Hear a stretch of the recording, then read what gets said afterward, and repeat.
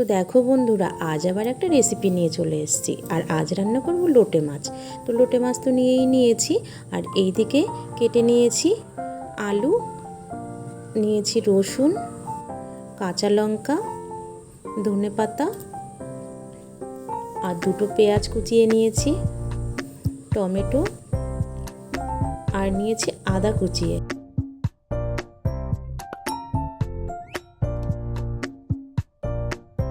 কড়াই তো গরম হয়ে গেছে, এবার দিয়ে দিলাম সরষের তেল। তারপর দিয়ে দেব কুচিয়ে রাখা আলুগুলোকে দিয়ে কিছুক্ষণ নাড়াচাড়া করে দিয়ে দেব পেঁয়াজগুলোকে দিয়ে আর একটু নাড়াচাড়া করে দিয়ে দিচ্ছি কাঁচা লঙ্কা। তারপর দিয়ে দেব কুচিয়ে রাখা আদা, রসুন, টমেটো দিয়ে আবার কিছুক্ষণ নাড়াচাড়া করে দিয়ে দেব লোটে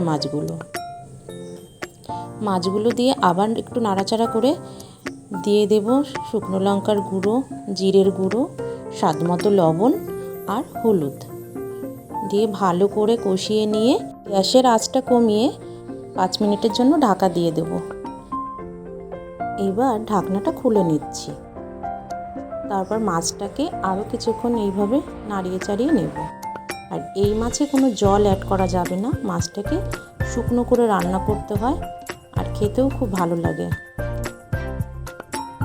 তো এইভাবে আরও কিছুক্ষণ নাড়িয়ে চাড়িয়ে মাছটা যখন শুকিয়ে আসবে তখন আমি গরম মশলা দিয়ে দেব। আর নামানোর সময় দিয়ে দেব কিছুটা ধনেপাতা। তো বন্ধুরা, লোটে মাছ আরও অন্যভাবে খাওয়া যায় সেই রেসিপি নিয়েও তোমাদের সামনে আমি আসবো। আর আজকের রেসিপিটা কেমন হয়েছে অবশ্যই তোমরা কমেন্ট করে জানাবে।